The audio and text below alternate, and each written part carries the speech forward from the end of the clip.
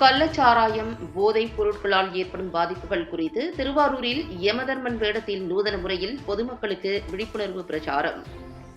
திருவாரூர் மாவட்ட மதுவிலக்கு மற்றும் ஆயத்தீர்வைத்துறை சார்பில் போதைப் பொருட்கள் இல்லாத தமிழ்நாட்டை உருவாக்கும் விதமாக திருவாரூர் மாவட்ட ஆட்சியரின் ஆலோசனைப்படி பொதுமக்களுக்கு விழிப்புணர்வு ஏற்படுத்தினர்.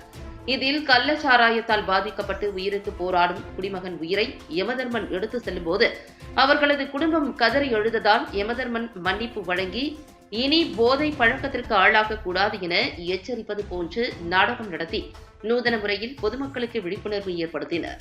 மேலும் கள்ளச்சாராயம், போதைப் பொருட்கள் விற்பனை செய்பவர்கள், கடத்துபவர்கள் பற்றிய தகவல் தெரிவிக்க 8025893005 என்ற தொலைபேசி எண்ணை தொடர்பு கொள்ளுமாறு கேட்டுக் கொண்டனர்.